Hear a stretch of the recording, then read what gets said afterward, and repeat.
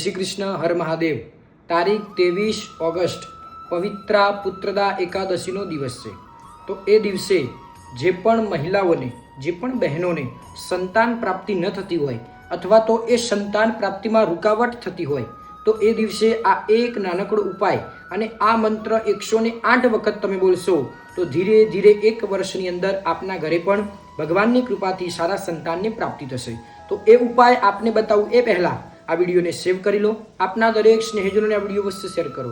ખાસ જે મહિલાઓને સંતાન પ્રાપ્તિ નથી થતી એ લોકોને તો આ વિડીયો અવશ્ય શેર કરજો। તો 23 ઓગસ્ટે સવારે સ્નાન કરવા જાઓ ત્યારે એ પાણીમાં આપે હળદર નાખી અને સ્નાન કરવાનું છે। બીજા નંબરે ભગવાન ઠાકોરજીની પંચામૃતથી અભિષેક કરી આપે પૂજા કરવાની છે 23 ઓગસ્ટના દિવસે।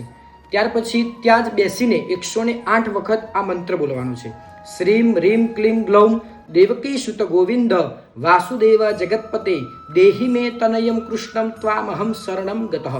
આ મંત્ર 108 વખત ત્યારે બોલવાનું છે। ત્યાર પછી ભગવાન સૂર્યનારાયણને અર્ઘ્ય કહેતા જળ ચડાવવાનું છે। તુલસી માતા આગળ એક ઘીનો દીવો પ્રગટ કરવાનો છે।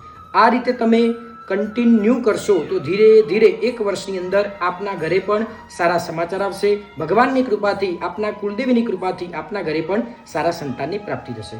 આ વિડીયોને વધુને વધુ શેર કરો, લાઈક કરો, કોમેન્ટની અંદર જય શ્રી કૃષ્ણ હર મહાદેવ તો અવશ્ય લખજો। આવી જ જાણકારી માટે અમારા પેજને ફોલો કરી લો। જય શ્રી કૃષ્ણ હર મહાદેવ।